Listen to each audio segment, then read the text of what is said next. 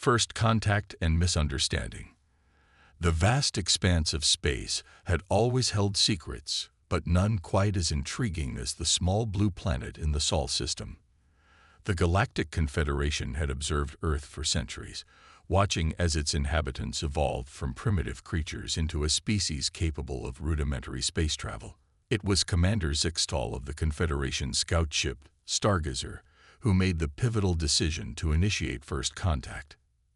Zixtal, a tall, slender being with iridescent scales and 4 arms, stood on the bridge of the Stargazer, his compound eyes fixed on the holographic display of Earth.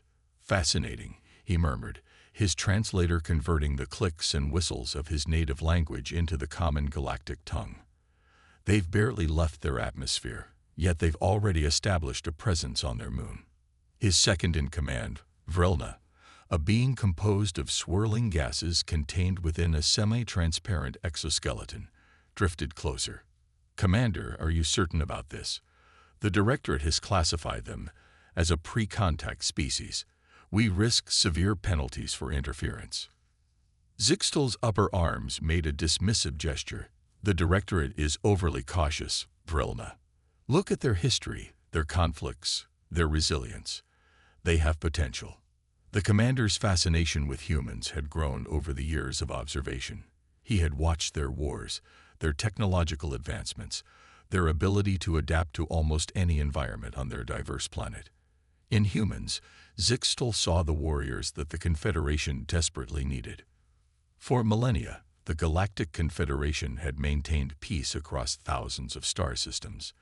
But peace, as they had learned, bred complacency. When the Void Swarm appeared at the edges of the galaxy, consuming everything in its path, the Confederation found itself woefully unprepared for war.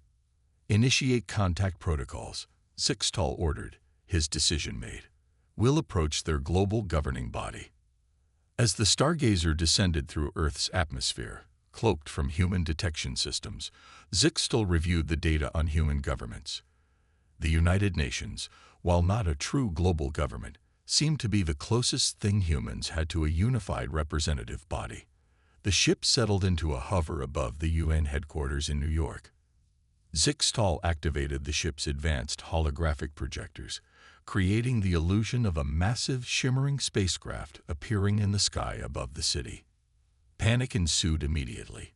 Human communication channels exploded with activity, military jets scrambled, and crowds gathered in the streets, pointing at the sky in awe and fear.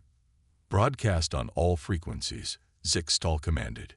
He stepped onto the holographic projection platform, his image now visible to every screen on Earth. "People of Earth, do not be alarmed. We come in peace and with an offer of alliance." In the UN General Assembly, hastily convened for this unprecedented event, representatives from every nation watched in stunned silence as Zixtal's image appeared before them. "I am Commander Zixtal of the Galactic Confederation," he began, his words automatically translated into every human language. "We have observed your species for many years, and we believe you have the potential to become valued members of our intergalactic community." He paused, allowing the magnitude of his words to sink in. "However, we do not offer mere membership. We come to you with a unique proposal. The galaxy faces a threat unlike any we have encountered before. We need warriors, and we believe humans are the warriors we seek." Murmurs rippled through the assembly. Zixtal continued, "In exchange for your service, we offer you advanced technology, access to the stars, and the full protection of the Confederation. We have watched your conflicts, your sports, your relentless drive to compete and excel. These qualities make you uniquely suited to be the protectors of galactic peace." As Zixtal spoke, he couldn't help but notice the mix of emotions on the human faces. Fear, excitement, suspicion, and curiosity all played across their features. He had expected this.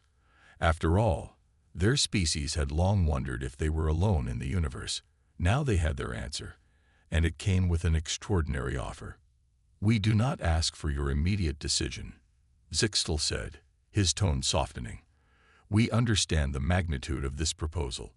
We will remain in orbit for one of your Earth weeks, awaiting your response. If you choose to accept, we will begin the process of integrating humans into the Confederation and preparing you for the challenges that lie ahead."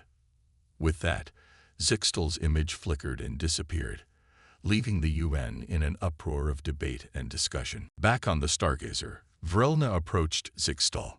"Commander, do you truly believe these humans are capable of being the warriors we need? They seem primitive." Zixtal's eyes glimmered with certainty. "Primitive, yes, but with untapped potential. Did you not see their determination, their fire? They have qualities that cannot be engineered or taught. Raw courage, adaptability, a willingness to face the unknown. These are the traits of true warriors." As the Earth below them erupted into a frenzy of global communication, debating the alien offer, Zixtal felt a sense of anticipation. He had staked his career on this decision, bypassing standard protocols and risking the ire of the Confederation Directorate. But he was convinced that humans were the key to facing the Void Swarm. What Zixtal couldn't have known was how deeply he had misunderstood human nature. He had seen their wars and concluded they were natural warriors. He had witnessed their competitions and assumed they lived for conflict. But he had missed the nuances, the complexities that made humans unique among the species of the galaxy. As the week progressed, Zixtal and his crew observed the global reaction to their presence. They watched as humans debated, protested, celebrated, and prepared. Religious leaders sought meaning in the stars, scientists clamored for more information, and military strategists planned for every contingency. On the final day of their wait, Zixtal once again projected his image to the UN General Assembly. "People of Earth, the time has come for your decision. Will you join us among the stars as the warriors of the Confederation?" The Secretary General of the UN stood, her face a mask of determined diplomacy. "Commander Zixtal, on behalf of humanity, we have reached a decision. We accept your offer of alliance, but with conditions. We will not merely be your warriors. We offer our strength, yes, but also our diversity, our creativity, and our unique perspective. We join you as full partners in the Confederation, ready to face whatever challenges lie ahead." Zixtal's scales rippled with surprise and approval. This was more than he had hoped for. "Your terms are accepted," he said, his voice resonating across the planet. "Prepare your people. The integration begins now." As the Stargazer's engines hummed to life, ready to escort the first human delegates to the stars, Zixtal felt a mix of triumph and unease. He had found the warriors the Confederation needed, but he sensed that humans would be far more than simple soldiers. For better or worse, the galaxy would never be the same. Little did Zixtal know that his decision would set in motion a series of events that would challenge everything the Confederation thought they knew about warfare, about humans, and about the nature of the universe itself. The age of humanity among the stars had begun, and with it, a new chapter in galactic history. Integration and surprises. The massive hangar bay of the Confederation headquarters on Alpheus Prime buzzed with activity as the first wave of human delegates arrived. Zixtal stood at attention, flanked by representatives from various alien species, all eager to catch a glimpse of their new allies. As the human shuttle touched down, Zixtal couldn't help but feel a sense of pride. He had gambled on humanity, and now they were here, ready to take their place among the stars. The shuttle's doors hissed open, and out stepped a diverse group of humans, their eyes wide with wonder as they took in the alien architecture and technology surrounding them. Dr. Amelia Chen, a brilliant xenobiologist chosen to lead the human scientific delegation, was the first to approach Zixtal. Her dark eyes sparkled with curiosity as she extended her hand in greeting. "Commander Zixtal, on behalf of humanity, we thank you for this opportunity." Zixtal hesitated for a moment, then remembered the briefing on human customs. He extended one of his 4 hands, grasping Amelia's firmly. "Welcome to Alpheus Prime, Dr. Chen. We have much to discuss and even more to learn from each other." As the human delegates were shown to their quarters and briefed on the basics of Confederation technology and protocol, Zixtal couldn't shake the feeling that he had set something monumental in motion. He had expected warriors, yes, but these humans seemed to be so much more. Over the next few weeks, the true nature of humanity began to reveal itself, often in ways that left the Confederation officials baffled and amazed. In the training simulators, where humans were expected to showcase their combat prowess, they did indeed prove to be formidable. But it wasn't their physical strength or aggression that stood out. It was their creativity, their ability to think outside the established parameters of the simulations. Lieutenant Maria Rodriguez, a former Special Forces operator, exemplified this during a particularly challenging scenario. The simulation pit her against a swarm of void creatures in an asteroid field. Instead of engaging in direct combat as expected, Maria used the asteroids themselves as weapons, manipulating gravity fields to create a cascade of collisions that decimated the swarm. As the simulation ended, the alien observers murmured in a mix of approval and concern. Vrelna, who had been overseeing the training, drifted over to Zixtal. Impressive, but hardly the straightforward combat we anticipated. Are all humans this unpredictable? Zixtal's scales shimmered with what passed for a smile in his species. It seems our new allies are full of surprises. But it wasn't just in combat simulations that humans were making waves. In the science labs, Dr. Chen and her team were making breakthroughs at an astonishing pace. They approached Confederation technology not with reverence, but with a desire to improve and innovate. One day, Zixtal received an urgent message to come to the propulsion research facility. There, he found Dr. Chen and her team huddled around a holographic display, their faces alight with excitement. "Commander," Amelia said, barely containing her enthusiasm, "we found a way to increase the efficiency of your FTL drives by 37%. Zixtal's compound eyes widened. "That's impossible. Our best minds have worked on those drives for centuries." Amelia grinned. "Well, sometimes it takes a fresh perspective. We combine principles from quantum entanglement theory with some good old-fashioned human ingenuity." As Zixtal examined the proposed modifications, he realized that the humans hadn't just improved the drive's efficiency. They had fundamentally reimagined how it worked, incorporating concepts that the Confederation's scientists had never even considered. This pattern repeated itself across various fields. In medicine, humans' understanding of their own diverse biology led to breakthroughs in treating a wide range of alien physiologies. In diplomacy, their experience with their own complex international relations proved invaluable in navigating the intricacies of intergalactic politics. But it was in the field of art and culture that humans truly caught the Confederation off guard. The aliens had expected warriors, not poets, musicians, and dreamers. Yet here were humans, in the midst of preparing for a galactic war, creating beauty and fostering connections across species barriers. Maya Patel, a renowned human artist, organized an interspecies art exhibition that became the talk of Alpheus Prime. Her massive, interactive sculptures, which responded to the unique sensory inputs of different alien physiologies, drew crowds from across the Confederation. As Zixtal wandered through the exhibition, he overheard a conversation between Maya and a group of ethereal, light-based beings known as the Lumina. "Your art, it speaks to us in ways we didn't know were possible," one of the Lumina said, its voice a melodic hum. "How do you understand our perceptions so well?" Maya smiled, her dark skin glowing in the ambient light of the gallery. "I don't. Not really. But that's the beauty of it. Art isn't about perfect understanding.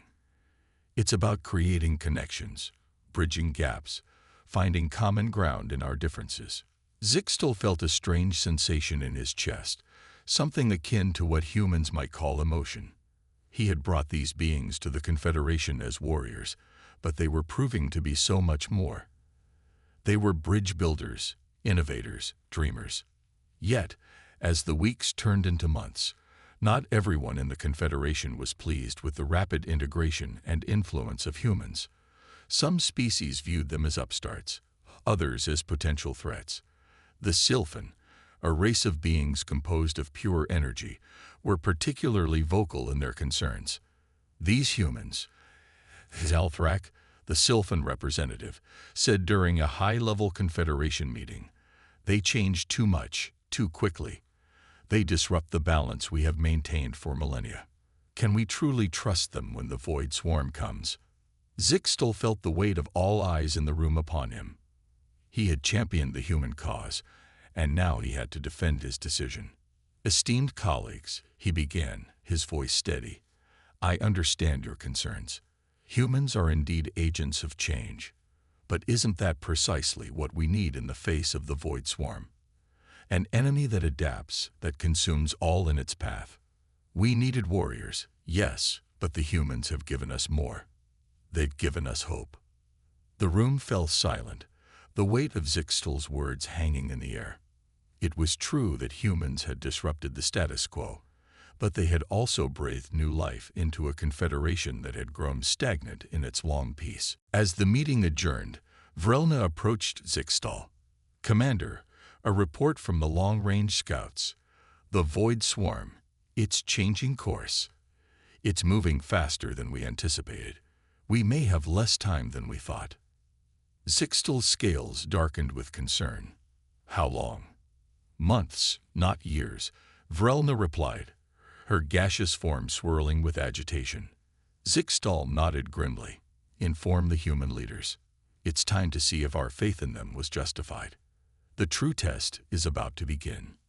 As Zixtal made his way to inform the human delegation of the impending threat, he couldn't help but reflect on the journey so far. He had sought warriors and found innovators. He had expected soldiers and discovered artists. The humans had surprised him at every turn, challenging his preconceptions and reshaping the Confederation in ways he could never have imagined. Now, with the Void Swarm approaching faster than anticipated, Zixtal wondered if the humans' unique blend of creativity, adaptability, and determination would be enough to face the greatest threat the galaxy had ever known. The coming months would test not just the humans, but the entire Confederation in ways they could scarcely imagine. As he entered the human quarters, Zixtal steeled himself for the conversation ahead. The time for preparation was over. The real battle was about to begin. And with it, the true measure of humanity would be revealed. The looming threat. The news of the Void Swarm's accelerated approach spread through the Confederation like wildfire. On Alpheus Prime, the atmosphere shifted from one of cautious optimism to tense preparation. The humans, still adjusting to their role in this vast galactic community, now faced the ultimate test of their species' mettle.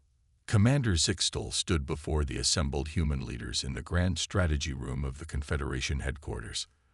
The holographic display at the center of the room showed the inexorable advance of the Void Swarm, a writhing mass of darkness consuming everything in its path.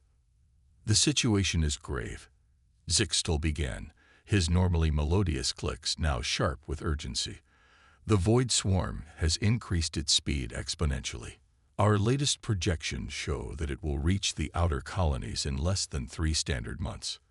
Dr. Amelia Chin, who had quickly become the de facto leader of the human contingent, stepped forward.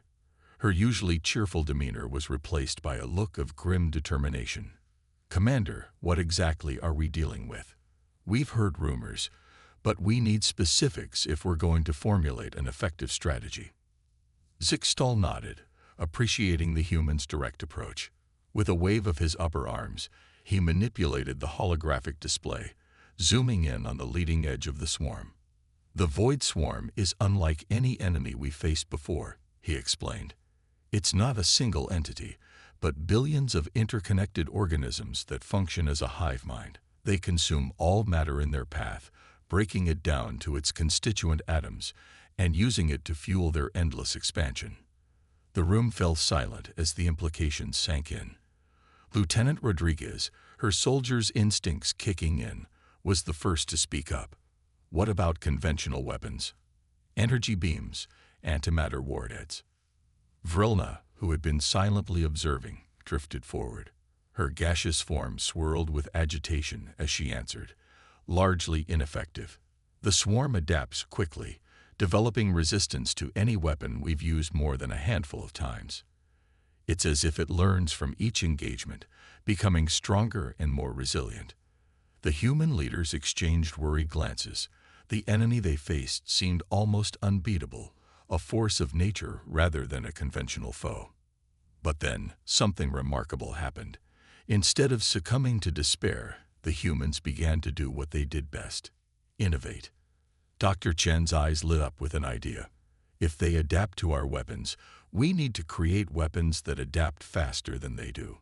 What if we combined your quantum entanglement technology with our AI systems to create a weapon that reconfigures itself mid-battle? Before Zixtal could respond, Maya Patel, the artist who had been invited to these meetings for her unique perspective, chimed in. And what if we approached this from a completely different angle? You said they consume matter. What if we could poison that matter somehow, make it indigestible, or even harmful to them? Ideas began to flow freely, each human building on the suggestions of others, creating a tapestry of potential strategies that left the alien observers stunned.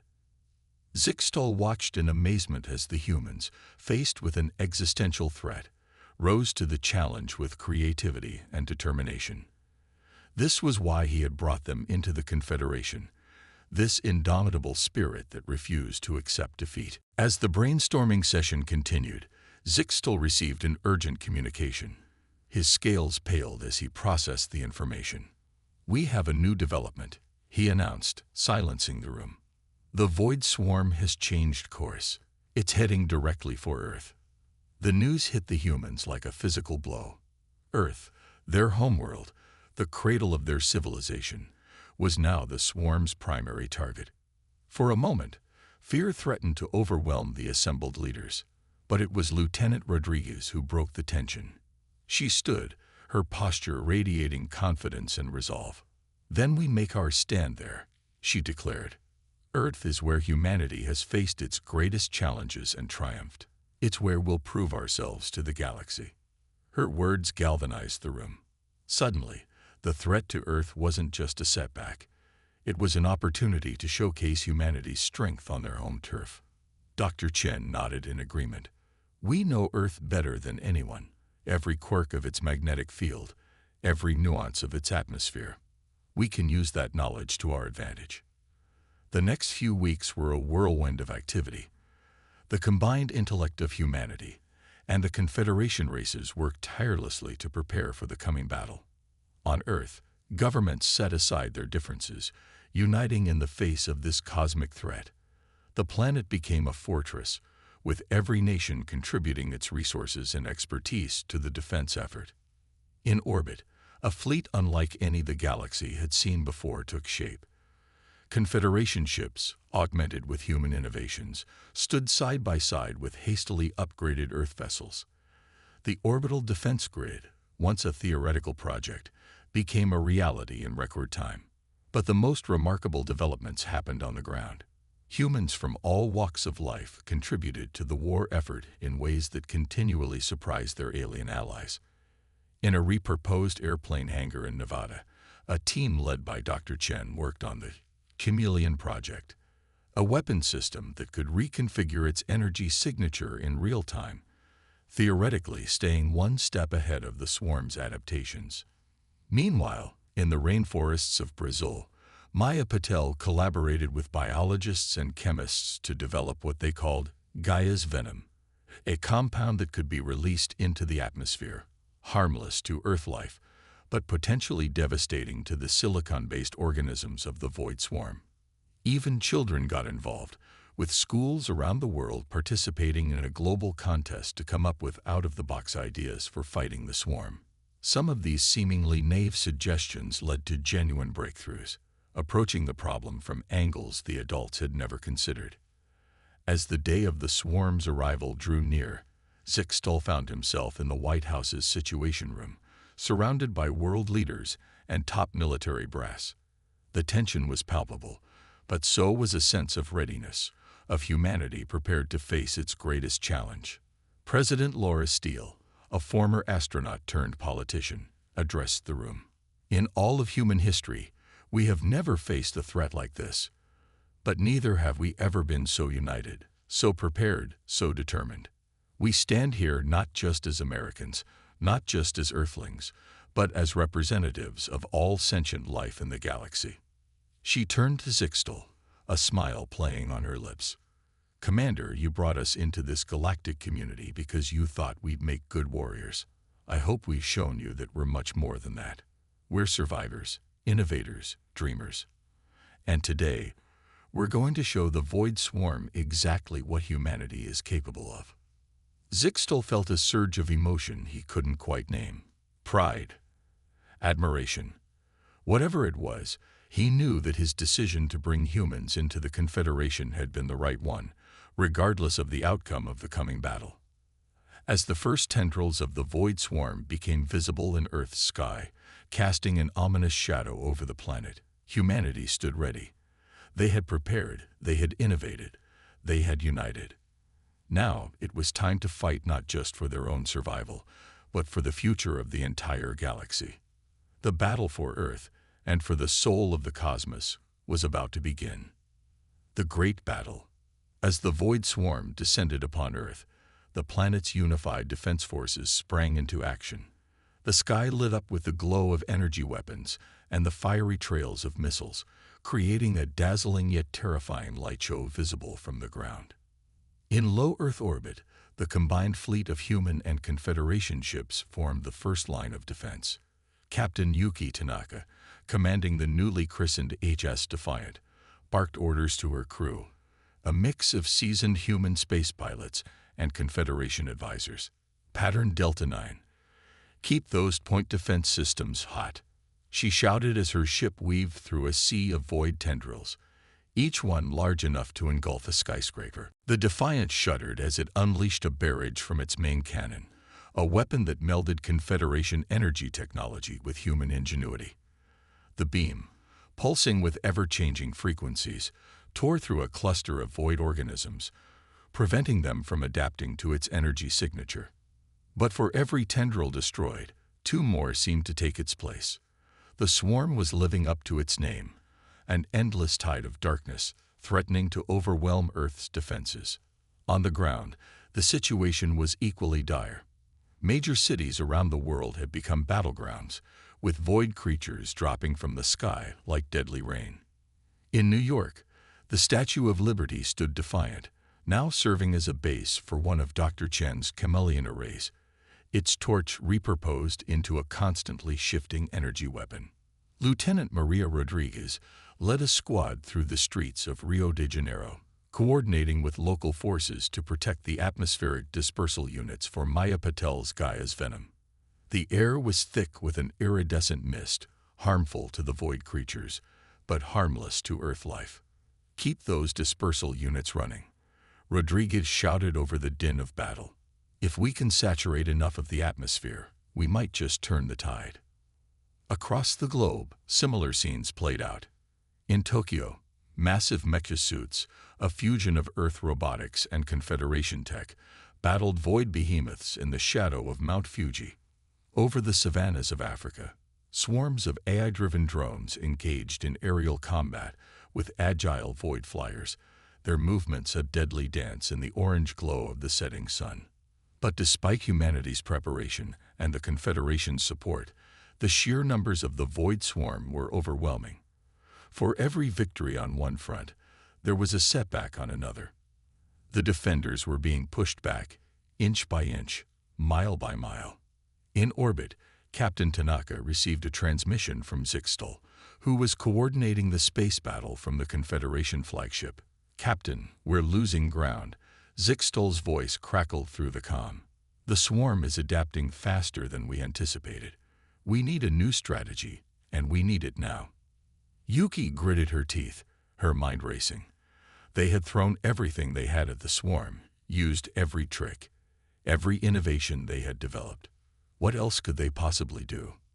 Then, in a moment of clarity born from desperation, an idea struck her. It was crazy, possibly suicidal, but it just might work. "Commander," she replied, her voice steady despite the chaos around her. "I have a plan, but I'll need every ship we can spare, and it's going to be risky." Back on Earth, Dr. Chen was in her makeshift command center, frantically analyzing data from the Chameleon arrays. Something wasn't right. The swarm was adapting, yes, but not in the way they had expected. It was as if, "Oh my God," she whispered, the realization hitting her like a thunderbolt. She quickly opened a channel to the Global Defense Network. "All units, this is Dr. Chen. The swarm, it's not just adapting. It's learning, evolving. Every weapon we use, every tactic we employ, it's incorporating into itself. We're not just fighting the swarm anymore. We're fighting ourselves." Her words sent shockwaves through the defense forces. If the swarm was learning from them, using their own strengths against them, how could they possibly win? In Rio, Lieutenant Rodriguez heard Chen's transmission and felt a moment of despair. But as she watched her team fighting valiantly, an idea began to form. If the swarm learned from conflict, from opposition, then maybe the solution wasn't to fight harder, but to fight differently. "Dr. Chen," she called over the comm, dodging a void tendril as she spoke. "What if we stop fighting? What if we give them exactly what they want, but too much of it?" In New York, Maya Patel, who had been coordinating the Gaia's venom distribution, overheard the exchange. Her artist's mind, used to thinking in abstract concepts, suddenly saw the bigger picture. "Of course," she exclaimed, "we're not just dealing with a biological entity. We're dealing with information, and what happens when you overload an information system?" Dr. Chen's eyes widened as she grasped the implications. "It crashes. Lieutenant, Maya, you're geniuses. Quick, patch me through to Captain Tanaka and Commander Zixtal. I think I know how we can win this." As the battle raged on, a desperate plan began to take shape. It would require perfect coordination, split-second timing, and more than a little luck. But it was the best chance they had. In orbit, Captain Tanaka listened intently to Dr. Chen's plan, a grim smile spreading across her face. "It's insane," she said, "but it just might work." "Commander Zixtal, are you getting this?" Zixtal, his scales shimmering with a mix of fear and hope, nodded. "It goes against everything we know about warfare, but then again, so do humans. Let's do it." As one, the combined forces of Earth and the Confederation began to implement the audacious plan. Instead of retreating, they advanced. Instead of defending, they attacked, but not with weapons designed to destroy. No, they attacked with information, with energy, with matter, giving the swarm exactly what it craved, but in overwhelming quantities. Chameleon arrays switched from defensive modes to full broadcast, bombarding the swarm with rapidly changing energy patterns. Gaia's venom was released in massive quantities, not to poison, but to be absorbed. And in space, led by the Defiant, ships began to execute complex maneuvers, not to evade, but to be predicted and countered. The Void Swarm, true to its nature, began to adapt and evolve at an exponential rate.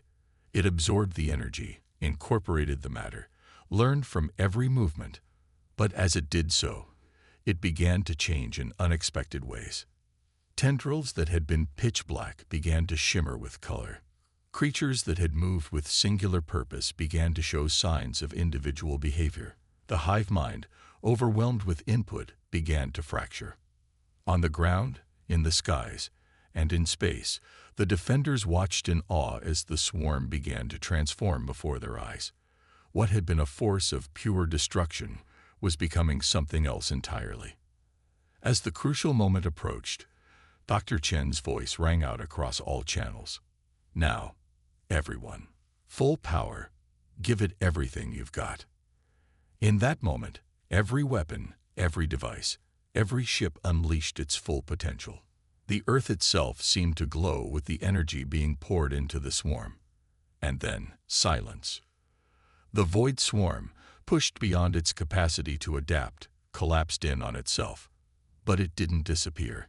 Instead, it coalesced into a swirling mass of energy and matter, pulsing with colors no human eye had ever seen before. As the dust settled and the glow faded, the defenders of Earth looked up to see not a conquered enemy, but a transformed one. The Void Swarm had become something new, something that defied easy categorization. Zixtol's voice, filled with wonder, broke the silence. "By the stars, what have you done?" Dr. Chen, her voice trembling with exhaustion and awe, replied, "We didn't destroy them. We evolved them. We showed them another way to be." As the transformed swarm hung in Earth's sky, shimmering like a new constellation, humanity and their alien allies were left to contemplate the implications of their victory. They had faced annihilation and emerged not just victorious, but transformed themselves. The battle was over, but the true challenge, understanding and coexisting with this new form of life, was just beginning. And once again, humanity found itself at the forefront of a new frontier, ready to face whatever challenges lay ahead. Aftermath and new understanding. In the days following the Great Battle, Earth and the entire Confederation grappled with the enormity of what had transpired. The Void Swarm, once the greatest threat the galaxy had ever known, now hung in Earth's orbit like a shimmering, ever-changing nebula. Scientists from every corner of the Confederation flocked to Earth, eager to study this unprecedented phenomenon. Dr. Amelia Chen stood in her lab, surrounded by holographic displays showing real-time data from the transformed swarm. Her eyes were ringed with dark circles, evidence of sleepless nights spent trying to unravel the mysteries before her. "It's incredible," she murmured, more to herself than to her team. "The swarm isn't just a collection of organisms anymore. It's a new form of matter entirely. It's conscious, it's evolving, and in the days following the Great Battle, Earth and the entire Confederation grappled with the enormity of what had transpired. The Void Swarm, once the greatest threat the galaxy had ever known, now hung in Earth's orbit like a shimmering, ever-changing nebula. Scientists from every corner of the Confederation flocked to Earth, eager to study this unprecedented phenomenon. Dr. Amelia Chen stood in her lab, surrounded by holographic displays showing real-time data from the transformed swarm. Her eyes were ringed with dark circles, evidence of sleepless nights spent trying to unravel the mysteries before her. "It's incredible," she murmured, more to herself than to her team. "The swarm isn't just a collection of organisms anymore. It's a new form of matter entirely. It's conscious, it's evolving, and it's communicating." Commander Zixtol, who had been silently observing from the corner of the lab, stepped forward. His scales shimmered with a mix of curiosity and concern. "Communicating? Are you certain, Dr. Chen?" Amelia nodded, her excitement breaking through her exhaustion. "Yes. Look here." She manipulated the holographic display, zooming in on a particular section of data. "These energy patterns, they're not random. They're structured, complex. It's a language, Commander. The swarm is trying to talk to us." The implications of this discovery sent shockwaves through the scientific community and beyond. The entity that had nearly destroyed them was now attempting to establish contact. The question on everyone's mind was, what could it possibly have to say? Meanwhile, on the other side of the planet, Lieutenant Maria Rodriguez stood on a beach in Rio de Janeiro, looking up at the shimmering mass in the sky. The sand around her feet was scorched and glass-like, a reminder of the fierce battle that had taken place here just days ago. "It's beautiful, isn't it?" a voice beside her said.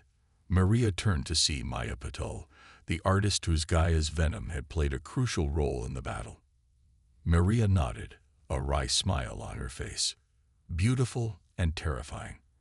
I never thought I'd be looking at the enemy and feeling awe." Maya laughed softly. "That's the thing about perspective, isn't it? Yesterday's monster is today's marvel. I think that's the real lesson here."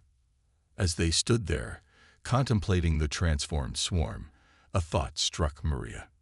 "You know, we went into this thinking we needed to be warriors. That's why the Confederation recruited us. But in the end, it wasn't our ability to fight that saved us. It was our ability to think differently, to create, to empathize even with something we didn't understand. Maya nodded thoughtfully. Perhaps that's what makes humans unique. We're not just warriors or scientists or artists. We're all of those things and more. We adapt, we evolve, just like the swarm did.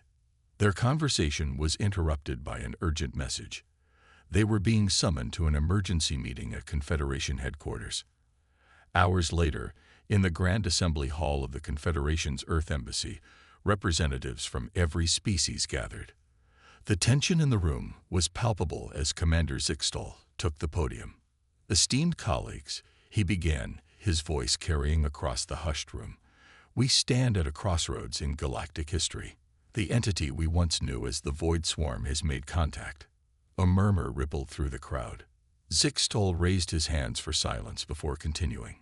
"Thanks to the tireless efforts of Dr. Chen and her team, we have deciphered their message. They're asking for our help." The room erupted in shocked exclamations. Help?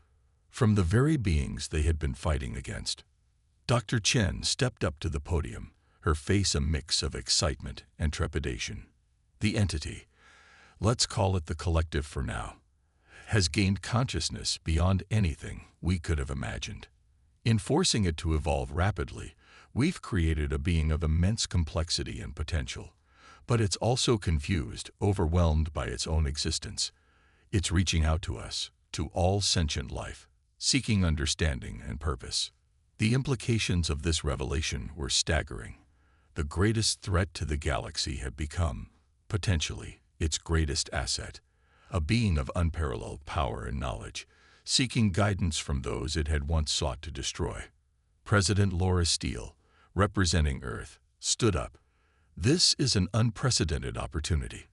We have a chance not just to forge peace, but to expand our understanding of the universe in ways we never thought possible. I propose we establish a joint task force with representatives from all species to work with the collective." The proposal was met with a mix of enthusiasm and caution. Some saw the potential for growth and discovery, while others feared the risks of engaging with such a powerful and unpredictable entity. As the debate raged on, Zixtal found himself deep in thought. He had brought humans into the Confederation believing them to be the ultimate warriors. Instead, they had proven to be something far more valuable, bridges between the known and the unknown, catalysts for change and growth. In the end, the Assembly voted in favor of President Steele's proposal. The Galactic Cooperative for Understanding and Progress, GCUP, was formed, with Dr. Chen appointed as its first director. In the months that followed, the galaxy entered a new era of exploration and discovery.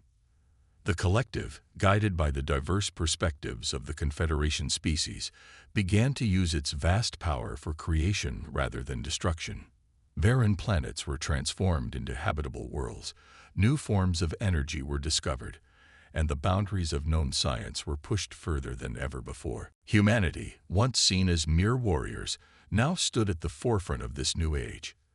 Their adaptability, creativity, and indomitable spirit had not only saved the galaxy, but had opened up new paths for all sentient life. One evening, as the transformed swarm painted the sky with ethereal lights, Commander Zixtal stood on the balcony of the Confederation headquarters with Dr. Chen. "You know, Amelia," he said, using her first name for the first time, "I brought your species into this thinking you would be our guardians, our protectors against the darkness. I never imagined you would instead teach us how to turn that darkness into light." Amelia smiled, her eyes reflecting the cosmic display above. "That's the thing about humans, Commander. We're full of surprises, even to ourselves. We're not just warriors or scientists or artists. We're explorers of the possible. And out there," she gestured to the stars beyond the shimmering collective, "the possible is infinite." As they stood there, watching the next chapter of galactic history unfold before their eyes, both human and alien felt a sense of boundless optimism. The future was uncertain, filled with challenges and wonders beyond imagination. But together, united in their diversity, they were ready to face whatever lay ahead. The Confederation had sought warriors and found something far greater. They had found humanity in all its complex, creative, courageous glory. And the universe would never be the same.